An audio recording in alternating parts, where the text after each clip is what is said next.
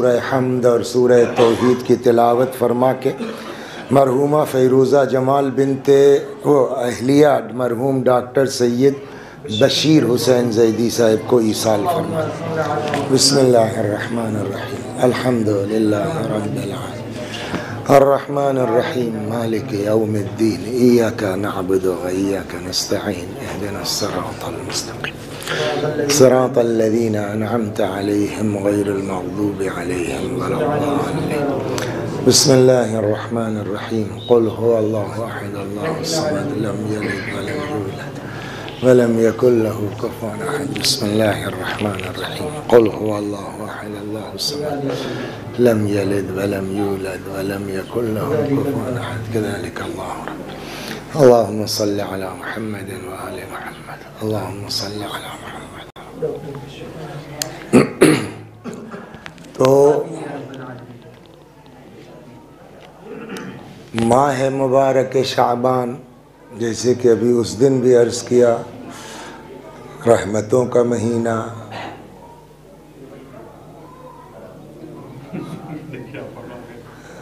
नेमतों का महीना है। तो इससे पहले की गुफ्तगू में थोड़ा हर मुनासिबत पर बात हुई और ये तय हुआ था कि अब आगे जो मजलिस है वो शब विलादत से एक दिन कबल है। तो उसी एतबार से मैंने जो आयत पेश की है उस आयत पर बहुत कुछ नहीं होना, बस आखिर में ज़िक्र आ जाएगा। तो ज़माना है इमाम अली नक़ी सलामुल्लाह अलैह का, हज़रत तो इमाम का लक़ब है हादी। तो इमाम हादी अलैहिस्सलाम ने अपने ग़ुलाम को भेजा कि जाके बशीर इब्ने सुलेमान को बुला लाओ। देखिए, ज़रा सा इधर उधर होंगे तो हम ज़िम्मेदार नहीं हैं, बात सब बंद, पूरा किस्सा सुनना वो अनिवार्य है। सलवात बर मोहम्मद बशीर इब्ने सुलेमान को बुला लाओ। ग़ुलाम गया, कहने लगा चलिए साहब, आपको इमाम ने बुलाया है, यानी 10वें इमाम ने, इमाम हादी अलैहिस्सलाम ने। आए, जी मौला, का तुमसे एक बहुत अहम काम लेना है। फरमाइए। का ना, पहले हम अपना और तुम्हारा ख़ानदानी ताल्लुक़ बता दें। देखिए, बाप दादा के ताल्लुक़ात भी काफ़ी काम करते हैं बाद की नस्लों में भी। तो हम तुमको पहले अपना ख़ानदान, ए बेटा इनको हटाया कि रास्ता बंद ना करो, तुमने जाके रास्ता बंद कर दिया, और पीछे चलो, वो रास्ता रहने दो, चक्रोट खुला रहना चाहिए। सलवात बर मोहम्मद।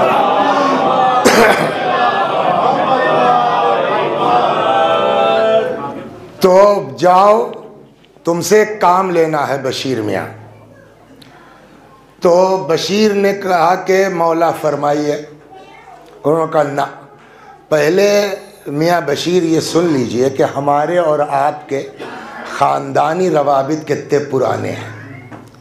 जी मौला फरमाइए। असल में ये बशीर इब्ने सुलेमान जो थे, ये नस्ल में थे जनाब अबू अय्यूब के। अबू अय्यूब समझे आप, अबू अय्यूब अंसारी, जिनके घर मदीना पहुँच के बड़े बड़े दौलतमंदों की जो है दावत ठुकरा के पैगंबर तशरीफ़ लाए हज़रत अबू अय्यूब के यहाँ। तो इमाम ने फरमाया कि देखो बशीर, जब हमारे जद मदीना तशरीफ़ लाए तो वो हर आदमी चाहता था, जो भी मुसलमान हो चुके थे, कि हज़रत हमारे यहाँ आ जाएँ, हज़रत हमारे यहाँ आ जाएँ। मगर पैगंबर ने फरमाया कि मेरी सवारी खुदा की तरफ से मामूर है, मैं किसी की दावत न कबूल करूँगा न रद्द करूँगा। ये सवारी जहाँ जाके रुक जाएगी मैं वहाँ क़याम करूँगा। और पूरा मदीना घूम घाम करके पैगंबर की सवारी आके रुकी कहाँ? तुम्हारे जद अबू अय्यूब के दरवाज़े पर। उस वक्त तुम्हारे जद जो अबू अय्यूब थे, अबू अय्यूब की माँ भी ज़िंदा थी और कुछ किस्मत की बात ये कि उनकी वालदा जो थी अबू अय्यूब की, वो नाबीना हो गई थी। तो अब ये ख़बर साहब बड़ी अहम थी कि इतने बड़े बड़े दौलतमंदों को छोड़ के पैगंबर आ गए अबू अय्यूब के यहाँ। तो अम्मा ने उनकी सुना तो लगी रोने बजाय खुश होने के। तो जनाब अबू अय्यूब ने कहा, अम्मा इतनी बड़ी खुशी आई है, सबको छोड़ के रसूलुल्लाह हमारे यहाँ आए हैं और बजाय आप खुश होने के रो रही हैं। तो कहा, बेटा इसी पर तो रो रही हूँ कि इतनी बड़ी खुशी आई और आंखों में बीनाई नहीं कि जो ज़ियारत कर सकूं। तो मैं गिरिया इस बात, ये बात बाहर आ गई। रसूलुल्लाह ने सुना, पैगंबर वहीं रुक गए। फरमाया, खुदा मैं उस वक्त तक अबू अय्यूब के घर में कदम नहीं रखूंगा जब तक अबू अय्यूब की माँ की आंखों की बीनाई पलट नहीं आती। इधर रसूलुल्लाह ने दुआ की, उधर अबू अय्यूब की माँ की रोशनी। यह पहला एजाज था। तो अब समझ में आया बशीर साहब, हमारे आपके बहुत पुराने ख़ानदानी ताल्लुकात हैं। तो बशीर ने कहा, ठीक है मौला का। अब उन पुराने ताल्लुकात को मद्देनज़र रखते हुए हमने तुमको एक बहुत बड़े काम के लिए मुंतखब किया है। ये चीज़ आप जहन में नोट कर लें। आप जो लोग मुताले के आदी हैं, में भी कि उनको कहीं कहीं मिल जाए कि फ़ला इमाम की माँ कनीज़ थी और फ़ला इमाम की माँ कनीज़ थी, तो उस पर बहुत ज़्यादा जो है वो टेंशन की ज़रूरत नहीं है। उसका बैकग्राउंड समझिएगा तो हल हो जाएगा। सल्लल्लाहु अलैहि मोहम्मद। तो ये बात जहन में रहे।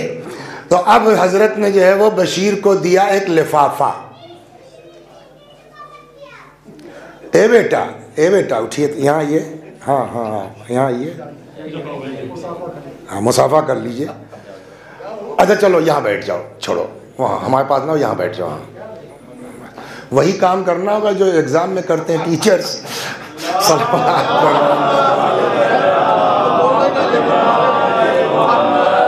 नहीं, मौलाना साहब बहुत खामोश आदमी हैं, मगर वो जो वो एज की बात है ना, वो तो असर तो होगा। सल्लल्लाहु अलैहि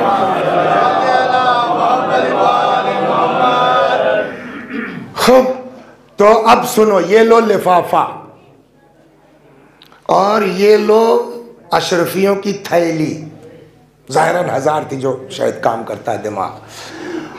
चले जाओ बगदाद, जैसे आपके यहाँ गंगा और वैसे ही इराक में दो मेन दरिया है, दजला और फुरात। फुरात तो उधर से गुजरती है, कूफे के पीछे से, वो अब तो करबला के साइड से होके गुजर रही है।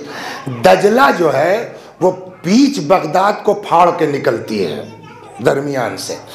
तो तुम चले जाओ बगदाद, दजला के किनारे एक कमरा ले लेना घर किराए के ऊपर, और 2-4 दिन के बाद तुम्हारा काम कुछ नहीं, खाली वॉच करना है। आके हाँ, वो दिक्कत यही है, इमामबाड़ा वगैरह बनाने में देखना पड़ेगा एकदम पीछे रहे दरवाज़ा, और शुरू वाला बंद कर दे, किस्सा ख़त्म। सलावत बर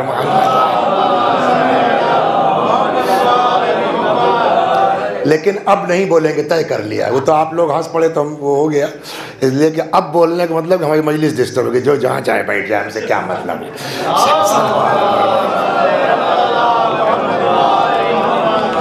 तो आप देखते रहिएगा, वॉच करते रहिएगा। फला दिन मसलन फ़र्ज़ कीजिए आज क्या है, जुमा है, सनीचर है, मंगल को कश्तियाँ आके रुकेंगी, बहुत से ग़ुलाम और कनीज़ उतारे जाएंगे, मार्केट लगेगी, वहाँ ख़रीदने लोग पहुँच जाएंगे। तुम खाली बस वॉच करते रहना। इस बीच एक लड़की होगी जो उसको ख़रीदना चाहेगा वो मना कर देगी, और आखिरश उसका जुमला होगा कि ख़बरदार हमको कोई साहब ख़रीदने की कोशिश न करें। हे सुन लो, हमको ख़रीदने वाला आ रहा है, किसी और के हाथ बेचा तुमने तो कूद के दजला में जान दे दूंगी, पैसा तुम्हारा बर्बाद चला जाएगा। जब तुम ये मंजर देखना, तशरीफ रखिए। हाँ, ये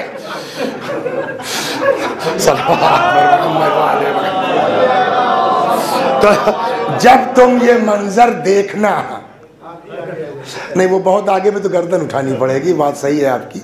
तो जब तुम ये मंजर देखना तो तुम चुपचाप उस लड़की के पास चले जाना और ये लेटर हमारा दे देना, वो तुम्हारे साथ आने को तैयार हो जाएगी। जब वो तैयार हो जाए तो ये अशरफियों की थैली आप उस ताजिर को दे दीजिएगा और लेके आइए आप, ये काम है।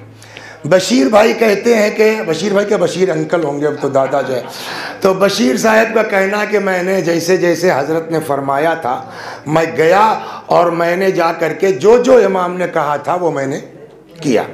और खुलासा ये कि वो वक्त आ गया कि जब आके कश्तियाँ रुकी और ग़ुलाम और कनीज़ उतारे जाने लगे और वो पूरी बात जो जैसे जैसे इमाम ने फरमाई थी वो हुआ कि इतने में वही मंजर देखा कि एक खातून है जो किसी के साथ जाने को तैयार नहीं है। तब मैं आगे बढ़ा, मैंने उस ताजिर से कहा जिसके पास ये थी कि मेरे पास हिजाज के एक बहुत बड़े आदमी का ख़त है, अगर ये ख़त पढ़ के ये खातून मेरे साथ जाने को तैयार हो जाए तो क्या तुम बेच दोगे? उसने कहा भैया फ़ौरन, मेरा तो पैसा डूब रहा है। तो मैंने वो ख़त दिया, बग़ैर लिफाफा खोले चूमा, आँखों से लगाया। ये आम कनीज़ का कारनामा हो सकता है? सलवात।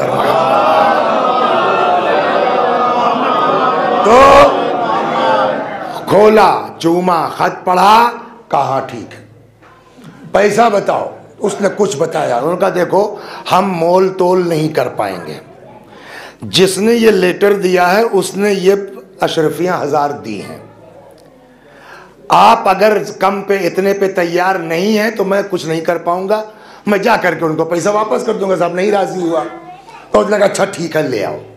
वो साहब मामला डन हो गया, मैं उस खातून के ले आया, वहाँ जो जगह किराए पे ली थी। तो अब कुछ सवारी वारी का इंतज़ाम करें, अब यहाँ से बगदाद से जो है वो सामर्रा जाना है। मगर अब मुझको ये था कि यार ये औरत बग़ैर देखे लिफाफा चूम रही है और बग़ैर कुछ पूछे हाँ मैं जाने को तैयार हूँ। हमको जहाँ तक है जहन में कि इमाम कभी रोम तो गए नहीं, ये कौन औरत है क्या? तो ये हमारा जो अंदर का तजस्सुस था, हमने कहा पहले इसको क्लियर कर लें, सवारी जुगाड़ देखा जाएगा। हमने कहा बीबी ये बताइए, जहाँ तक मैं जानता हूँ जिन्होंने ख़त दिया है वो कभी रोम गए नहीं, आप कभी अरब आए नहीं, एक दूसरे को जानती कैसे हैं? सलवात बर मोहम्मद।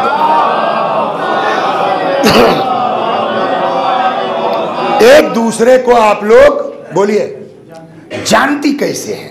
अब यहां से शुरू किया, फरमाया सुनो बशीर, अब तो बशीर की आंख वैसे ही निकल आई, अरे ये तो मुझको भी जानती है। बशीर नंबर 1, मैं कनीज नहीं हूं। तब बोलिए क्या नाम था बीवी का? हाँ नरजिस तो बाद में हुआ।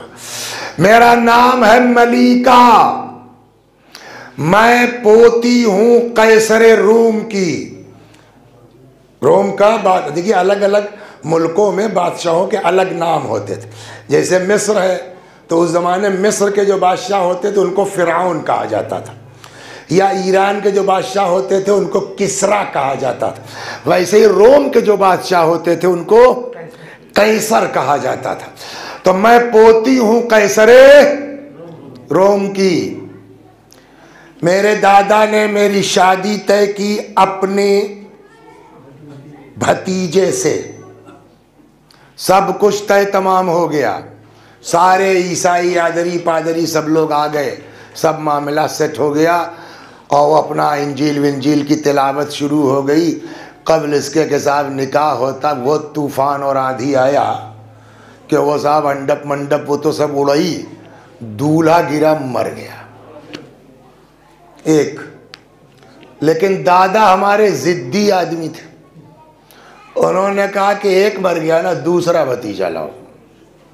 दूसरे दिन फिर वही तैयारी, और जो काम पहले वाले के साथ हुआ था दूसरे दिन वही काम दूसरे वाले के साथ हो गया। अभी देखिए कुछ चीज़ें हम लोग गढ़ लेते हैं, सलवात पर मोहम्मद, कुछ काम हम लोग गढ़ लेते हैं, जिसको कहते हैं खुराफात। खुराफात किसे कहते हैं मालूम है? बहुत मजेदार है। खुराफा एक आदमी का नाम था, अरब में खुराफा उसका एक आदमी का नाम था। तो कुछ दिनों के लिए गायब हो गया। उसके बाद जब फिर निकला तो कहने लगा मैं यूं गायब हो गया था और मुझको जिन उठा ले गए थे और जिनों के साथ में ऐसे था वैसे। खूब गढ़ा उसने, समझ गया, फेंका खूब और जिनों के साथ ये किया। तब से अब अगर कोई फेंकता था तो कहते क्या यार खुराफा वाली बात करते हो, तो वो धीरे धीरे धीरे उसका बहुवचन हो गया खुराफात। सलावत, समझ रहे हैं?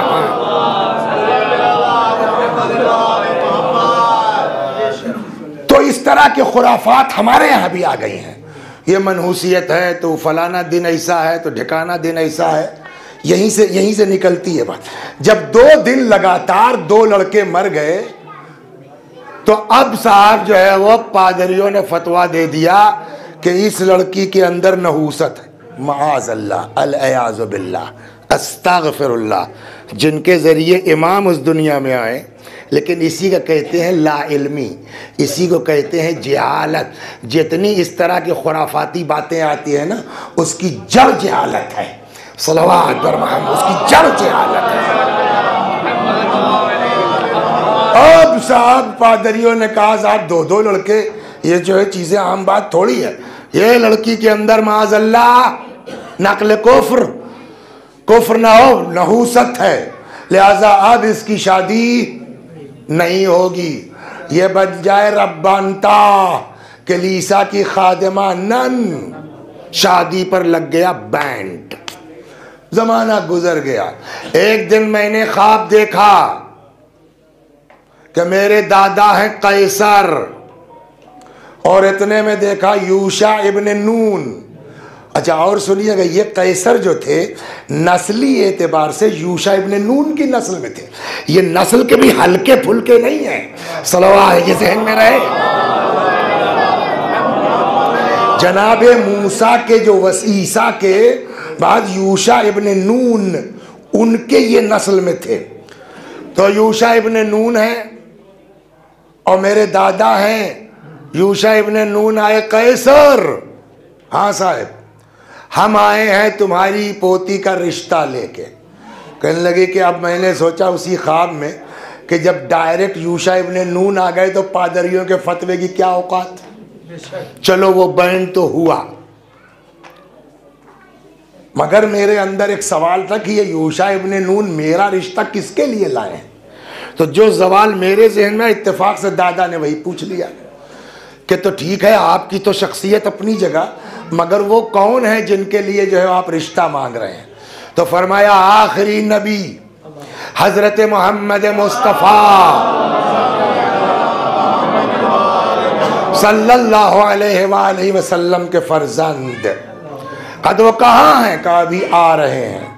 तो उसी ख्वाब में मैंने देखा फिर रसूलुल्लाह अमीरुल मोमिनीन इमाम हसन इमाम हुसैन 11वें इमाम तक, जैसे ही नज़र पड़ी इमाम हसन अस्करी अलैहिस्सलाम पर कि ये हैं जिनसे हम रिश्ता मांग रहे हैं, नज़र पड़ी आँख खुल गई।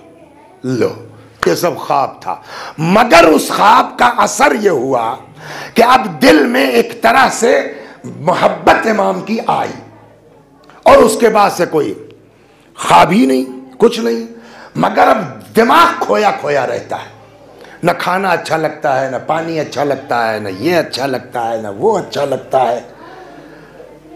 कुछ दिनों के बाद अचानक एक दिन ख्वाब देखा हजरत मरियम चली आ रही हैं। ओ मलिका जी, बाअदब होशियार मुअद्दब होके बैठ जाओ। का क्यों? का तुम्हारे शौहर की माँ आ रही हैं। इतने में देखा हजरत सद्दीक़ा ताहिरा जनाब फातिमा ज़हरा सलामुल्लाह अलैहा। अच्छा, और एक चीज़ है कि उसी ख्वाब के आलम में पहले ही वाले दिन जो है वो एक तरफ से रसूलुल्लाह और एक तरफ से यूशा इब्न नून या हजरत ईसा, ये मिसिंग मुझसे निकाह भी पढ़ा गया था उसी ख्वाब में। तो अब जब जो है वो मैंने जनाब फातिमा को ख्वाब में देखा तो मैंने कहा बीबी मेरा अक़्द हुआ आपके फर्जंद के साथ। एक बार हल्की सी झलक दिखाई दी, फिर नजर ही नहीं आते। तो फरमाया इसलिए कि तुम अभी, हाँ। तो उस रात मैंने जनाब फातिमा के हाथों कलेमा पढ़ा। तुम मुझसे पूछ रहे हो कि कैसे जानती हूँ, मैंने सारे इमामों की ज़ियारत की है और फातिमा ज़हरा के हाथों पर मैंने कलेमा पढ़ा है। आँख खुल गई, ला ये भी ख्वाब था। अब बीमारी बढ़ती जा रही है, ये हकीम वो तबीब वो कोई फायदा नहीं। एक दिन आके कैसरे रूम दादा अब्बा जो है बैठे, कहने लगे बेटा मैंने सब तो कर लिया तुम्हारे, तुम ही बताओ क्या करूं। तो अब दादा को तो पता नहीं है कि ये कलमा पढ़ चुकी है मुसलमान। तो कहने लगी कि मैंने कहा कि ऐसा कीजिए दादा, आपके कैद खाने में जो मुसलमान कैदी हैं उनको आप छोड़ दीजिए, हो सकता है जनाब मरियम कुछ नजर लुत्फ फरमा दें, मरता ना तो करता क्या। वो साहब अब समझे, आपके इमाम की माँ का पहला करम तो यहीं से जाहिर होना शुरू हो गया। सलवात बर मोहम्मद।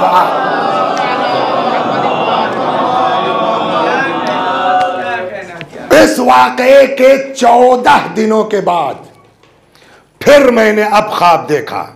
इमाम हसन अस्करी सलामुल्लाह अलैहि,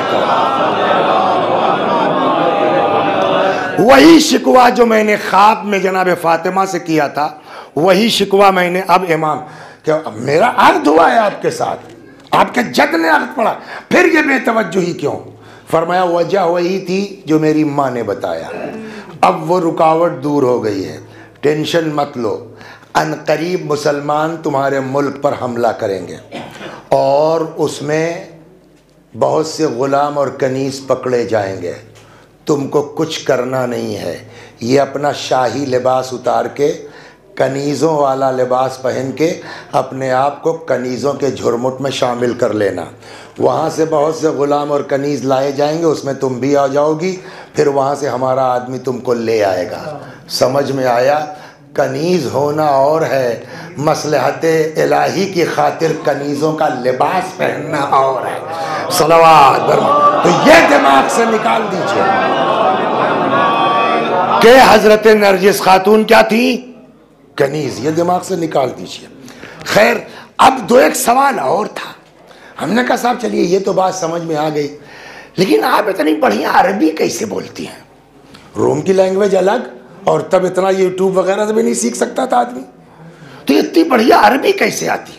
तो कहने लगी असल में मामला ये है कि हमारे दादा हमको इतना चाहते थे कि वो चाहते थे कि हर हुनर मेरे अंदर आ जाए, तो उन्होंने बाकायदा एक अरब ट्यूटर लगा रखा था मुझको अरबी सिखाने के लिए। तो अब दादा ने क्या लगा रखा था? ये तो अल्लाह का इंतज़ाम है कि तुमको जाना कहा है वैसे इंतज़ाम होगा। सलवात।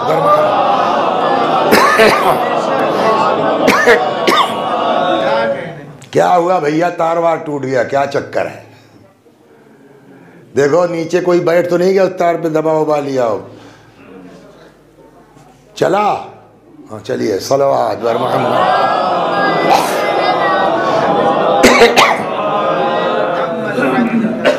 तो उस तरह से हमको अरबी भी आती है। खैर, बात ख़त्म हो गई। इन्होंने इंतज़ाम किया सवारी का, लेके गए कहाँ? सामर्रा। इमाम अली नकी सलामुल्लाह अलैह की बारगाह में पेश किया। देखिए ख़ानदान का असर होता है, समझ गए आप? जैसे ही इमाम की नज़र पड़ी हज़रत इमाम अली नकी अलैहिस्सलाम की, फरमाया नरगिस मलिका 4000 दीनार सुर्ख दे दूं तुमको या खुशखबरी? बड़े घर की बड़ी बात।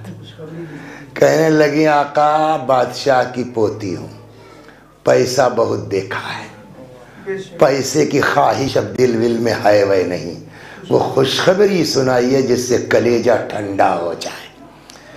तो इमाम ने फरमाया तो खुश हो जाओ मलिका, अनकरीब खुदा अपनी आखिरी हुज्जत को तुम्हारे जरिए से इस कायनात में भेजेगा। सलवात।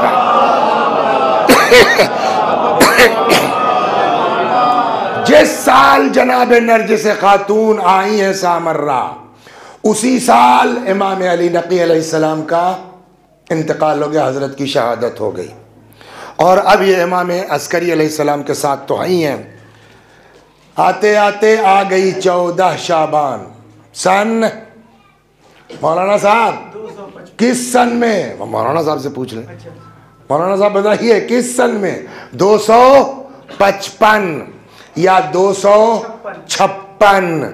बाज ये कहते हैं कि हजरत की विलादत की तारीख निकलती है नूर से। नूर नून के 50, वाव के 6, 56 रे के 200, 256। तो 255 या 200 बोलिए 56 हजरत की विलादत है। जनाब हकीमा खातून इमाम हसन अस्करी अलैहिस्सलाम की फूफी, इमाम अली नकी सलामुल्लाह अलैह की बहन, इमाम मोहम्मद तकी अलैहिस्सलाम की बेटी है ना, जस्ट लाइक जनाब ज़ैनब, इमाम की बेटी, इमाम की बहन, इमाम की फूफी। इत्तेफाक से वो तशरीफ ले आई 14 शाबान को। सिले रहम तो रिवायतों में है कि आना जाना चाहिए, तो भतीजे के यहाँ मिलने मिलने आ गई। 14 शाबान थी, रोज़े से थी। तो अब शाम हुई तो कनीज से कहा भाई चादर वादर हमारी ले आओ, अब चले इफ्तार का वक्त हो रहा घर। इमाम हसन अस्करी अलैहिस्सलाम ने फरमाया फूफी अम्मा रुक जाइए आज। क्यों? देखिए घर के लोग घर की ज़बान समझते हैं, हर आदमी नहीं समझ पाएगा। फूफी अम्मा रुक जाइए। क्यों? कवादे हक नज़दीक है। पूछा किससे? का नरजिस। का नरजिस के यहाँ तो कुछ आसार इस तरह के हैं नहीं विलादत वगैरह के। फरमाया फूफी अम्मा नरजिस की मिसाल मूसा के माँ की तरह है।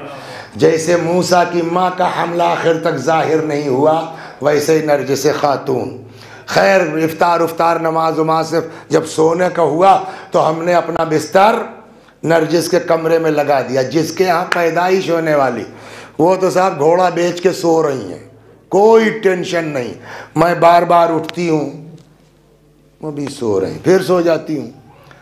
आखिर में जब सहर का वक्त हुआ, आँख खोली तो देखा कोई आराम से सो रही हैं। तब मेरे जहन में ख्याल आया मेरा भतीजा इमाम है, वो गलत बात तो कह नहीं सकता, मगर अब तो सुबह होने जा रही है। दिमाग में आया था कि तब तक पिछले कमरे से इमाम की आवाज़ आई, फूफी अम्मा दिल में शक मत लाइए, वादे हक नज़दीक है। अभी ये बात हो रही थी कि अचानक नरजिस खातून की आवाज़, आँख खुल गई। और वही बेचैनी, वही कैफियत जो आम तौर पर इस वक्त होती है। सलवात बर मोहम्मद।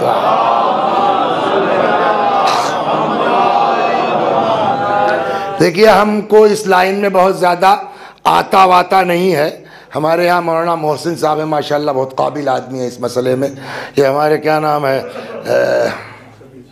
शबी साहब भी हैं, पता है हमको। दुआ तावीज़ मैं आपको सुनाता हूँ, देखिए सुनिए। दुआ तावीज़ का मसला ये है कि अभी फ़र्ज़ कीजिए आपके यहाँ कोई गिलास लेके पहुँच जाए, मौलाना साहब फूंक दीजिए। क्या हुआ? कल वो बीवी का मामला ये, ज़रा कुछ फूंक दीजिए। तो हम क्या फूकेंगे? है किताबों में है, बाकायदा लिखा हुआ है ना। No no sir. तो जो रिवायतों में मिलता है कि क्या करना है, तो अब बाज़ रिवायतों में ये भी है, हो सकता है वो भी और नहीं पढ़ा मैंने, कि जनाब ईसा की पैदाइश वाली वो आयत फ़ाजा अहल मखादो इला जिज़इन नखला, वो पूरा दम कीजिए। यह हम लोगों को बताया गया रिवायतों में है कि कहीं अगर विलादत में परेशानी है, तंगी है, तो जनाब ईसा की विलादत वाली आयत पानी पे दम करके औरत को पिला दो, आसान हो जाएगा। तो ये होना चाहिए ना। तो इमाम को क्या कहना चाहिए था कि वही पढ़ दीजिए। लेकिन अब यहाँ रिवायत कहती है कि इमाम ने न सूरह इंशिकाक और न सूरह मरियम कुछ नहीं कहा। जैसे ही नरजिस बेदार हुई और थोड़ा बेचैनी के आसार, पिछले हुजरे से आवाज आई, पुपी अम्मा पढ़ के दम कर दीजिए नरजिस पर, इन्ना अंज़लनाहु फी लैलतिल क़द्र। सलावत। अब समझे कहां से चूक रहे थे आप? तो साहब हमको कुछ बताया जा रहा है, अपने केस में कुछ पढ़वा रहे हैं। का तुमको पता है ये इन्ना अंज़लनाहु फी लैलतिल क़द्र, ये शब-ए क़द्र में हुआ क्या है? कुरान नाजिल हुआ है। और आज कौन आ रहा है? कुरान नातिक। तो कुरान नातिक की पैदाइश में इन्ना अंज़लना न पढ़ा जाएगा तो क्या तुम लोगों वाला पढ़ा जाएगा? सल्लल्लाहु अलैहि मोहम्मद। मैंने सूरह क़द्र पढ़ के नरजिस पर, बोलिए, दम कर दिया, एकदम सुकून, नॉर्मल। देखिए, इमाम की बेटी हैं, इमाम की बहन है, इमाम की फूफी हैं, इमाम ने रोका है स्पेशली, मगर इस सब के बावजूद अभी इतनी महरम नहीं है कि मेन विलादत में इनको शामिल किया जाए। अब खुद हकीमा खातून कहती है कि अचानक मेरी आंखों के सामने पर्दा, नरजिस मुझको दिखाई नहीं दे रही, कहाँ चली गई, कि फिर थोड़ी देर के बाद मेरी आंखों से पर्दा हट गया, क्या देखा, इमाम दुनिया में तशरीफ ला चुके हैं। बस। और ये पेशानी सजदे खालिक में है, ये उंगली इस तरह उठी हुई है, और अब इस आये करीमा की तिलावत फरमा रहे हैं जो मैंने खुतबे के बाद पढ़ी थी, वन्नुरीदु अन नमुन्ना अलल्लज़ीना तुदअफ़ू फिल अर्द। हमारा पक्का इरादा है कि हम ज़मीन पर दबे कुचले लोगों पर एहसान करेंगे। सलवात व नजअलहुमुल अइम्मा। और हम पक्का इरादा किए हुए हैं कि हम इन्हीं दबे कुचले लोगों को ज़मीन का पेशवा बनाएंगे। व नजअलहुमुल वारिसीन। और इस ज़मीन का हकीकी वारिस हम इन दबे कुचले लोगों को बनाएंगे। इस तरीके से कल की शब में आपके इमाम का वजूद मुबारक इस कायनात में आया। आपको मैं बता चुका, इब्तिदा से काम होना शुरू हो गया पब्लिक का, यानी जैसे ही उधर कलमा पढ़ा वैसे ही आज़ादी शुरू हुई, नहीं हुई। इमाम इस दुनिया में आ गए, सलवात बर मोहम्मद। दो तीन बातें हजरत के मुताल्लिक़, दो एक बातें। इमाम इस दुनिया में तशरीफ़ ले आए। नरजिस खातून कहती हैं 3 दिन 4 दिन मिसिंग है मुझसे। बहरहाल विलादत के कुछ दिनों के बाद मैं लेटी थी, मेरे पहलू में मेरा बच्चा था, मेरे सिरहाने इमाम हसन अस्करी सलामुल्लाह अलैह तशरीफ़ फरमा थे। इतने में परिंदे आए। इमाम अस्करी अलैहिस्सलाम ने कहा ठीक है ले जाइए, हिफाजत के साथ ले जाना, हिफाजत के साथ ले आना। उन्होंने साहब अपनी मिनकारों से वो कपड़ा जिस पर हज़रत को लिटाया गया था पकड़ा, वो ऊपर को उठने लगे, उड़ने लगे। तो जाहिर सी बात है माँ है, और इमाम वाली बात तो नहीं है ना माँ में, तो वो ऊपर उठ रहे हैं, यहाँ दिल बैठा जा रहा है। मैंने घबरा के इमाम की तरफ देखा, कहाँ का? नरजिस घबराओ मत, तुम्हारा बेटा हुज्जत खुदा है।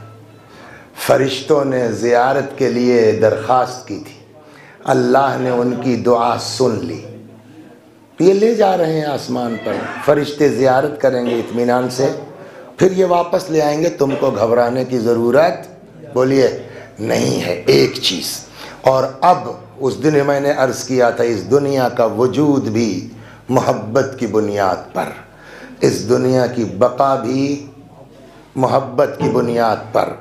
हदीस कहती है वलौलल हुज्जा लसाखतिल अर्द। अगर ज़मीन हुज्जत खुदा से खाली हो जाए तो ज़मीन तबाह हो जाएगी। तो दुनिया बनी है रसूलुल्लाह के इश्क में।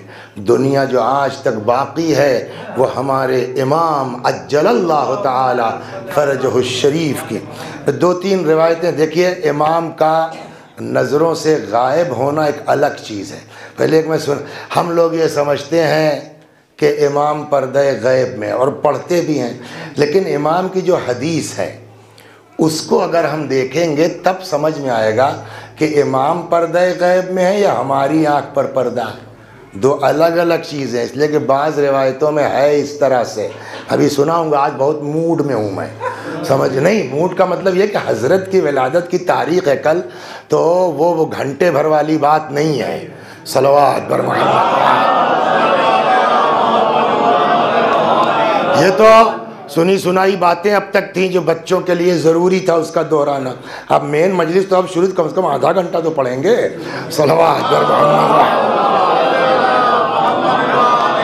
बस तो हज़रत का एक फ़िक्रा है अपनी गैबत के बारे में। फरमाते हैं कि मेरी मिसाल पर्दे गैब में वैसे ही है जैसे बादलों के पीछे सूरज। What's meaning of this sentence sir? मेरी मिसाल पर्दे गैब में वैसे ही है जैसे बादलों के पीछे सूरज। तो उसका एक मतलब तो ये है कि लाख बादल छाए हों।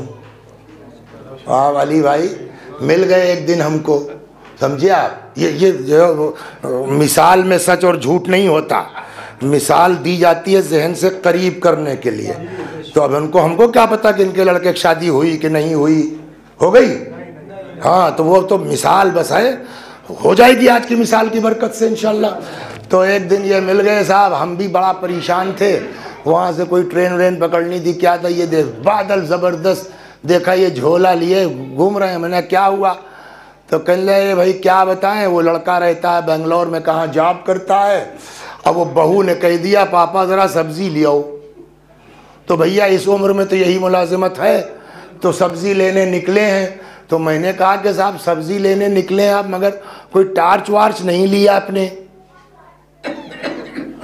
कहने क्यों टार्च की क्या ज़रूरत दिन के 12 बजे? मैंने कहा सूरज दिखाई कहाँ दे रहा है। तो क्या जवाब होगा? यही तो कमाल है सूरज का, चाहे जितने बादलों के पीछे हो। सलावत हो गई रवा। यही तो कमाल है कि चाहे जितने दुनिया उसके नूर से, तो हो सकता है हजरत का मतलब ये हो मेरी भी मिसाल वैसे ही है, नजर आऊं या ना आऊं, पूरी दुनिया इमामत की बरकत से फ़ायदा उठा सकती है, रोशन हो सकती। ये एक मतलब है। एक और बड़ा मज़ेदार मतलब निकल सकता है जिसकी तरफ अब घूम रहा हूँ। सलवात बर मोहम्मद। क्या मतलब है? सुनिए। फैज़ाबाद से 30-40 किलोमीटर पर एक गांव है, वहाँ के एक साहब लखनऊ एयरपोर्ट पे थे, ओमान एयर में। ओमान एयर में चीफ सिक्योरिटी वगैरह कुछ, बड़ा अच्छी पोस्ट थी। इतनी अच्छी पोस्ट थी कि वो दाएं बाएं कर सकते थे। तो एक दिन हमको जाना था कहीं उसी ओमान एयर से, तो उनको कैसे पता चल गया, अल्लाह जो है वो बेचारों को जज़ाए खैर दे। उनका फ़ोन आया, कहाँ हैं आप? मैंने कहा यार बड़ा कोहरा वोहरा है, जो आ रहे हैं धीरे धीरे, कहीं टेंशन मत लीजिए, फ़्लाइट भी लेट है, हमने आपकी बोर्डिंग कर दी है। खैर वहाँ पहुँचे तो उन्होंने सामान दे दिया हमको, बोर्डिंग पास पहले से था, पकड़ा दिया। देखा तो अपग्रेड हो चुका था, वरना हम लोगों के औकात कहाँ भैया, बिजनेस क्लास में आए। मगर वो मोमिन आदमी, उन्होंने अपग्रेड कर दिया। तो वो जा करके आगे 3A की सीट थी, बैठ गए। रात भर यहीं कहीं से गोरखपुर कहीं से मजलिस पढ़ के गए भी थे, रात भर के जगह भी थे। तो वो अब बढ़िया चौड़ी सीट मिली, टेक लगा के सो गए। अब वो कब जहाज़ दौड़ा पता ही नहीं, कब टेक ऑफ कर गया पता ही नहीं। इतने में साहब इतनी तेज़ धूप यहाँ कनपट्टी पे आई, हड़बड़ा के आँख खुली तो देखा साहब सूरज पूरी आबोताब के साथ चमक रहा। मैंने कहा ये क्या यार, अभी तक तो ज़बरदस्त बादल था, सूरज पर्दे में था, दिखाई नहीं दे रहा था, ये क्या हुआ? तो अब जो ऐसे झांका तो देखा सारे बादल नीचे टहल रहे हैं। तब समझ में एक बात है, ओ हो, इसका मतलब ये हुआ कि सूरज उनके लिए पर्दे में है जो बादल के नीचे हैं।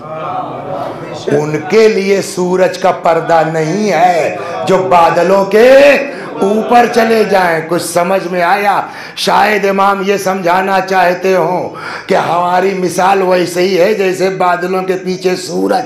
जब तक गुनाहों के बादल के नीचे हो तब तक इमाम का पर्दा है, गुनाहों के बादल से ऊपर उठ जाओ। सलावत बर मोहम्मद। अब सुनाता हूं, एक दो किस्से सुनाता हूं।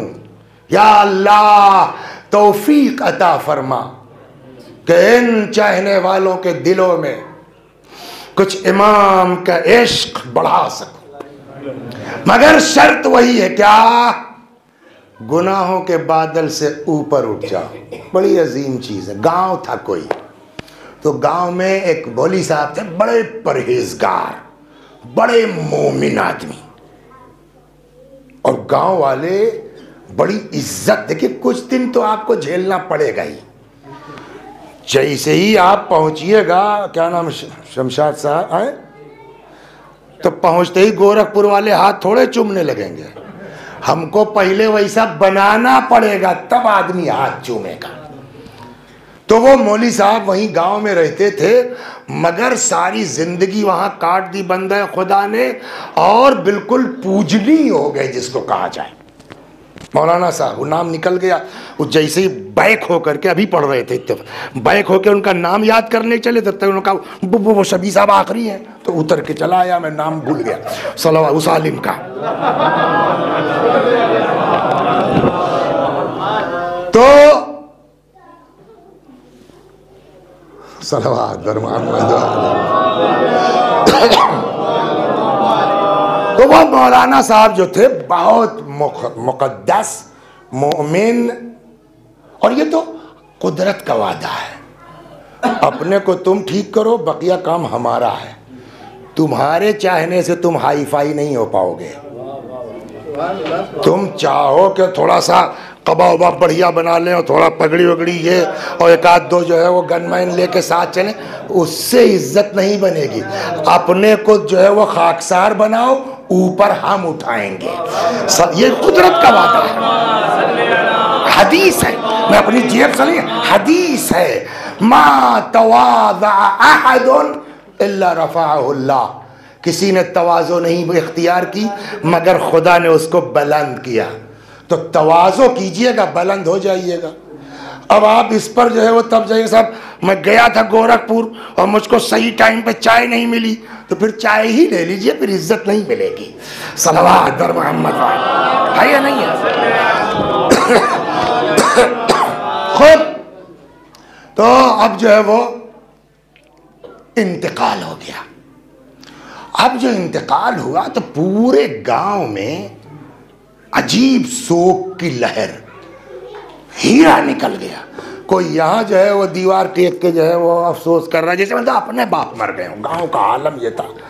तब तक जो है वो एक दिन फिर गांव के जो बूढ़े बुजुर्ग इकट्ठा करने लगे, भाई अब वो तो बहरहाल एक दिन मरना है, हुजूर चले गए, अब क्या किया जाए, मस्जिद भी सूनी है, कुछ तो करना ही होगा। तो एक साहब थे यहिया साहब, इत्तेफाक उनका नाम याद रह गया।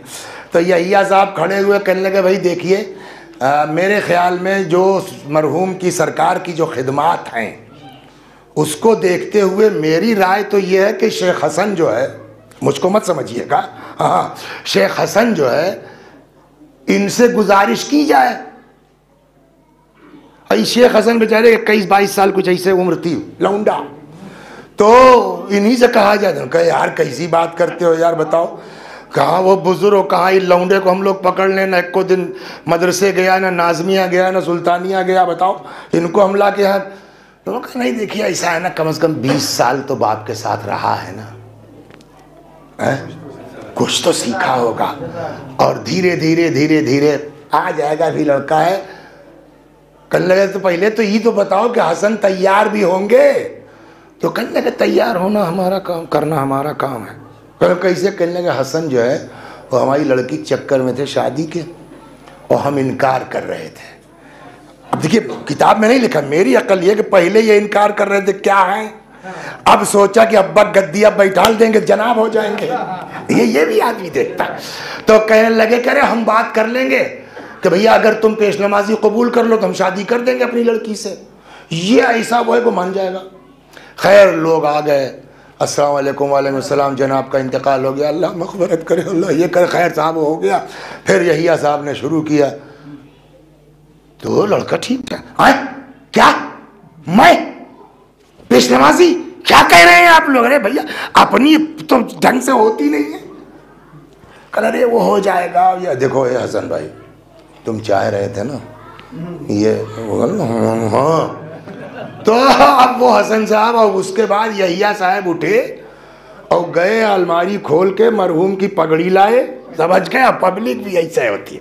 और ला के हसन भाई के सर पे रख दिया, कबा पहना दिया, अल्लाह। और शाम को हम लोग मस्जिद में इंतज़ार करेंगे नमाज का। अब ये भी इतना प्रेशर बनाया। और उस सिलसिले में यहिया ने जो ससुर तो होने वाले थे उन्होंने पब्लिक को अपना हथियार लिया। अब इन्होंने भी सोचा यार चलो कुछ तो करना है, यही करो। 19-21 साल का इतना कहाँ अल्लाह रसूल उसको याद होता है। गए साहब, नमाज वमाज होने लगी, तो फिर शादी वादी भी हो गई। तो अब मसला जो पूछ रहे तो आवे तब ना बताऊँ। उसमें से एक सुन लीजिए। एक आदमी ने कहा कि वो मौलाना साहब हम नमाज पढ़ रहे थे, कुनूत भूल गए, तो अब क्या करें? नमाज हमारी सही है कि फिर से पढ़ें? इनको इतना नहीं मालूम। कल यार बिला कुनूत के नमाज कैसी होगी, चलो फिर से पढ़ो। अच्छा ये जो इस टाइप के होते हैं ना, ज़्यादा टाइट होकर जवाब देते, बहुत काबिल आदमी है। हाँ इस तरह के लोग, वो बेचारा जो पढ़ा लिखा होगा वो डरता डरता मोहतात रहता है। इस टाइप के लोग बिल्कुल बगैर कुनूत से कैसे नमाज होगी। खैर हो रहा है, नहीं हो रहा है, आज भी ऐसा। तो खैर शादी वादी भी हो गई, 12 साल गुजर गया। अब कहते हैं कि ये हो गए नियर अबाउट 33-34 ईयर के। बीवी जो इनकी थी वो समझाती थी कि भाई आप जनाब हैं, मौलाना हैं, तो थोड़ा ठीक ठाक से निकला कीजिए, दाढ़ी वाड़ी में कंघी वंगी कर लिया कीजिए। तो उस दबाव की बिना पर अब ये निकले मस्जिद के लिए, तो आईने के सामने खड़े हो गए। अब देखिए अल्लाह कब किसका दिमाग पलटते। मैं आपको जहां ला रहा हूं, गुनाहों के बादल से ऊपर उठो।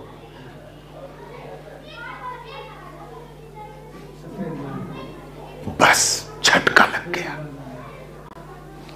हसन ये बाल सफेद हो रहा है, यानी धीरे धीरे तुम बुढ़ापे की तरफ जा रहे हो।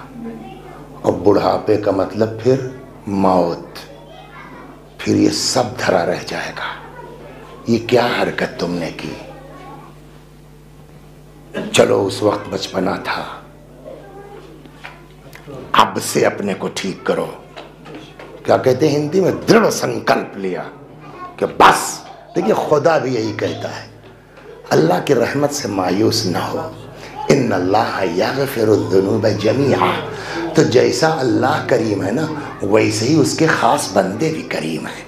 सलावत, वैसे ही हमारा इमाम भी है। इसलिए कि अहले बैत के लिए कहा जाता है कि ये मज़हर सिफ़ात इलाही है।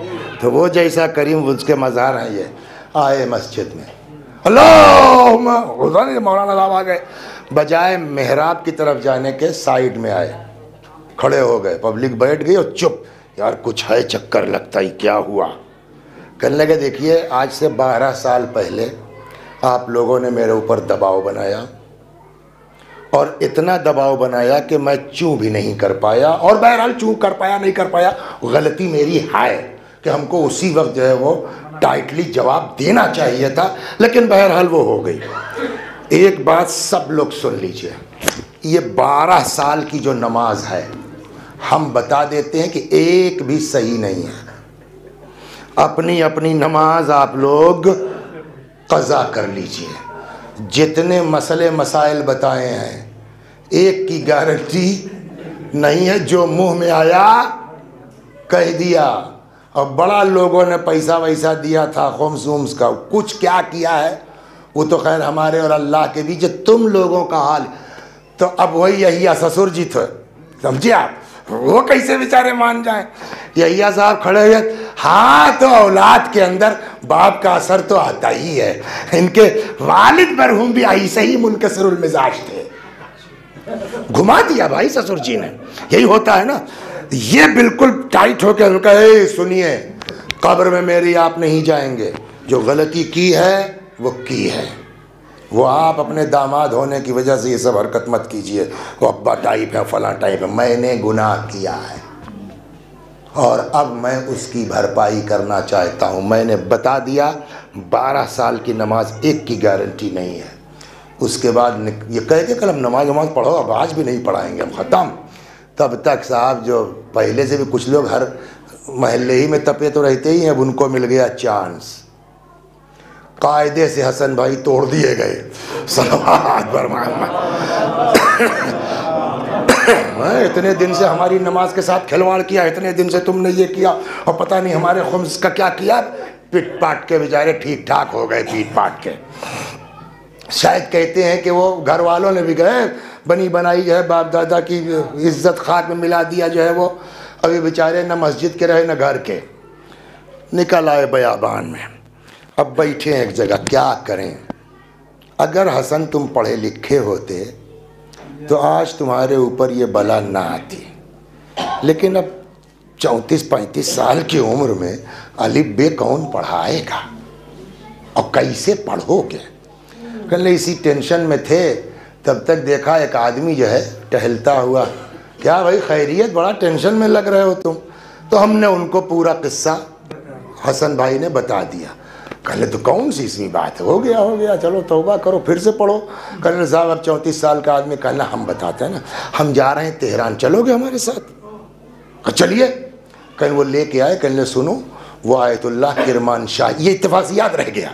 हाँ आयतुल्लाह अभी पढ़ रहे थे इत्तेफाक, ये बिल्कुल लेटेस्ट। किरमान शाही जो हैं उनके घर चले जाना और उनसे कह देना कि 9 नंबर कमरे की चाबी दे दें, वो खाली है। कै नंबर? 9 नंबर की चाबी दे दें और उनसे कह देना कि थोड़ा सा टाइम दे दें, तुमको पढ़ा दिया करें। वो कहेंगे टाइम नहीं है तो तुम कह देना साहब जोहर से आधा घंटा पहले आप घर पे रहते हैं ना, बस वही टाइम हमको दे दीजिए। खैर ये गए, वहाँ पहुँच गए। आयतुल्लाह किरमान शाही बड़ी शख्सियत थी, उनका दरवाज़ा खटखटाया, वो खुद ही निकले, कहिए का साहब 9 नंबर कमरे की चाबी दे दीजिए। अब उन्होंने उठाया, लो चले गए। फिर कहने लगे साहब वो हम पढ़ना चाहते हैं। क्या? इब्तिदा साहब शरह अमसला हम लोगों का पहली किताब कही जाती है, जो गोया कि इब्तिदा जहाँ से होती है मदरसे की, हाउसे की। तो उनका बेटा मेरे पास टाइम नहीं है। कहने साहब आधा घंटा आपके पास टाइम है, घर पे रहते हैं यार। हाँ वही टाइम दे दीजिए। अच्छा ठीक है, कल से आ जाना। अब ये साहब जो है वो 9 नंबर कमरे में रह रहे हैं जो वहाँ का मदरसा था, और रोज़ाना आते हैं साहब अजान से आधा घंटा पहले, और भी लोगों का इनके यहाँ अपना पढ़ते हैं। तो एक दिन ये पहुँचे तो उन्होंने कहा भैया आज तो दर्स नहीं होगा। एक चीज़ हम आपको बता दें, शरह अमसला बिल्कुल इब्तिदाई किताब है, लेकिन जो पढ़े लिखे लोग होते हैं ना, देखा है हमने, बुज़ुर्गों का हाल ये है कि लाख 10 साल से पढ़ा रहे हैं। रात को उसको पहले वो मुतालिया करते हैं, तैयार होते हैं, तब क्लास में आते हैं, बगैर उसके नहीं आते। ये देखा है हमने बुज़ुर्गों। तो उन्होंने कहा भाई वो किताब कहीं रख दिया, मिल नहीं रही है, तो मुतालिया नहीं हो सका है, तो आज तो दर्स नहीं होगा।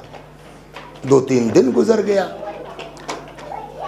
तो जब कई बार हुआ तो एक दिन आए, कहने लगे साहब बताएं आपको। का क्या? कहने लगे वो आपकी किताब जो है एक लाल थैली है, उसमें रख के वो जहाँ लपेट के बिस्तर रखे जाते हैं ना, उसी के नीचे है। अच्छा, और वाकई कहने में यार तुम बैठो बैठो बैठो तो बैठो, तुम्हें कैसे मालूम? अच्छा अब मैं भी सोचने पे अब मजबूर, मेरे दिमाग में क्यों नहीं आया? तुमने आके हमसे कहा 9 नंबर कमरे की चाबी दे दो, और हमने तुमसे कुछ पूछा नहीं, पकड़ा दिया। तुमने कहा साहब जोर से पहले आधा घंटा आप घर रहे थे, अभी सब तुमको कैसे मालूम होता है? और तुम ये कह रहे हो कि साहब जो वो आपकी बीवी जो है, चूंकि यही एक टाइम है घर में बच्चों के साथ बिताने का, वो भी आप पढ़ाने में लग गए, तो तब क्या आपकी बीवी ने उसको वहां रख दिया, किताबें नहीं मिलेगी जाओ। तो तुमको सब कैसे पता होता है? तब इन्होंने अपना पूरा किस्सा सुनाया। कहने लगे असल में हम फला गाँव के हैं, हमारे अब्बा। अच्छा उनके लड़के हो? तो यही हुआ, पूरा किस्सा अपना सुनाया। तो वहाँ हमको बयाबान में एक साहब से दोस्ती हो गई, तो वो बड़े कमाल के आदमी हैं साहब। मुझको जब कुछ होता है तो उनसे जाके कहता हूँ, वो बताते हैं तो उन्हीं ने ये भी बताया। तब आयतुल्लाह तो समझ गए केस क्या है। कहने लगे अच्छा ये बताओ, वो जो तुम्हारा दोस्त है कभी उससे तुमने नाम नहीं पूछा? कहले हाँ साहब पूछा है, ये अभी भी नहीं समझ पाया। कहले क्या नाम बताया? कहले हमने पूछा उनसे कि क्या नाम है आपका, तो कहने लगे सैयद मेहदी।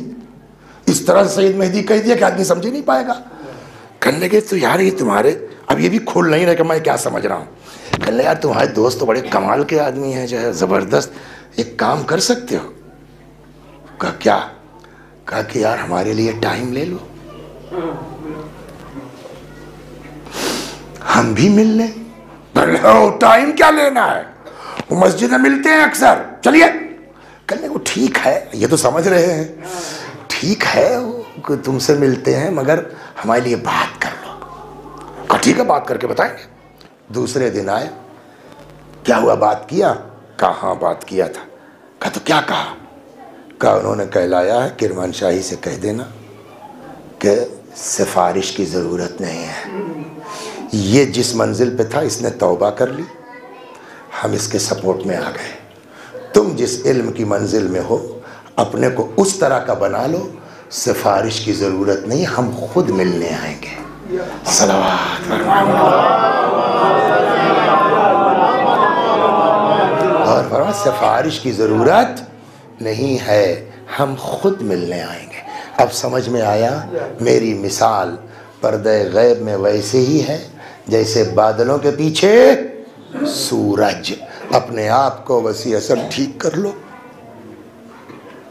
इमाम तुम्हारा बहुत करीम है, इमाम तुम्हारा बहुत रहीम है, बहुत रहीम है। और आपको बताऊं, एक हदीस सुनिए आप, दुआ इमाम की। मरहूम सैयद इब्न ताऊस रहमतुल्लाह अलैह फरमाते हैं हजरत को सरदाब में ये दुआ पढ़ते सुना गया। किसके लिए? आपके लिए, आपके लिए। पालने वाले शियातुना खुलिकू मिन शुआई अनवारिना व फादिल तीनतना। खुदा हमारे शिया हमारी नूर की किरणों से पैदा हुए। खुदा मुझे तौफीक दे कि मैं इनको सुना सकूं, बता सकूं तुम्हारा इमाम तुमको कितना चाहता है।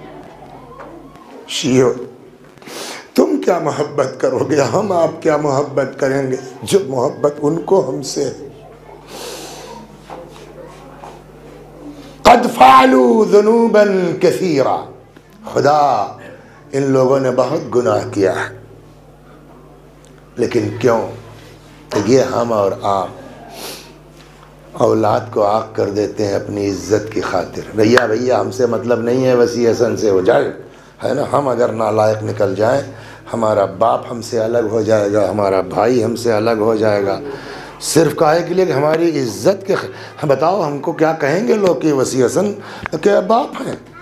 तो एक बाप इतनी बेइज्जती समझता है अपनी कि मैं इनका बाप न कहलाऊं, गंदा आदमी है। एक औरत तलाक ले लेती है कि साहब मैं अकेले रह लूँगी, चोर की बीवी के साथ, चोर की बीवी नहीं कहला सकती, है ना। अगर हमको आपको ये हक़ है तो क्या इमाम को हक़ नहीं है कि वो कह दें हम तुम जैसे नालायकों के इमाम नहीं हैं? हक़ है कि नहीं?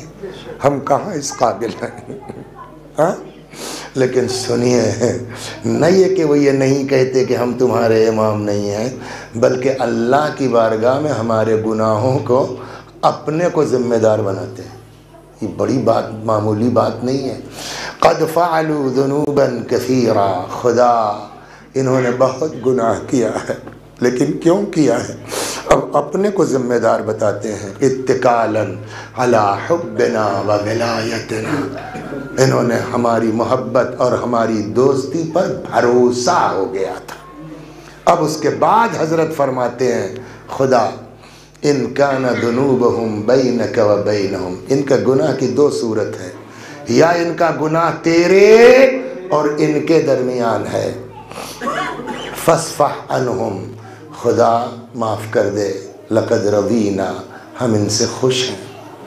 व इनकान दुनूबहुम बैनहुम, और अगर इनका आपस का मामला है, मैंने इनके साथ कुछ ज़्यादती की है, इनका हक़ मार लिया है, आपसी है, तब इमाम ने नहीं कहा अल्लाह इनको माफ़ कर दे, तब मगर दुआ की है अल्लाह इनको तौफीक दे दे कि ये एक दूसरे को माफ़ कर दें।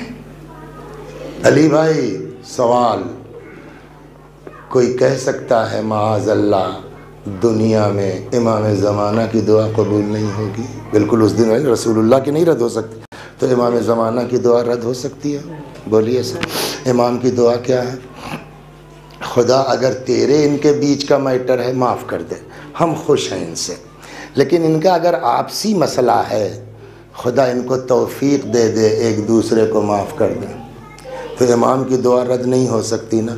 उसके बावजूद वसी हसन साहब के पास आए, अरे छोड़िए ना, मैं ज़िंदगी में इस कमबख्त को माफ़ नहीं कर सकता। होता है नहीं होता? क्या हरकत इसने की मेरे साथ, कोई होता मेरी जगह माफ़ न करता। तो हम माफ़ करने को तैयार नहीं हैं, तब इमाम की दुआ का क्या होगा? है हिम्मत किसी में कहने की कि इमाम की दुआ रद्द हो गई, खुदा ने कबूल नहीं की, फिर हमको क्यों नहीं तौफीक होती माफ़ी मांगने की और माफ़ करने की? इसके अलावा कोई जवाब मुमकिन नहीं है कि शायद अभी हम वो शिया ही नहीं हो पाए हैं जिसके लिए इमाम ने दुआ की, है ना। पगड़ी लगा के वसी हसन शिया नहीं होता, कबा पहन के कोई शिया नहीं होता।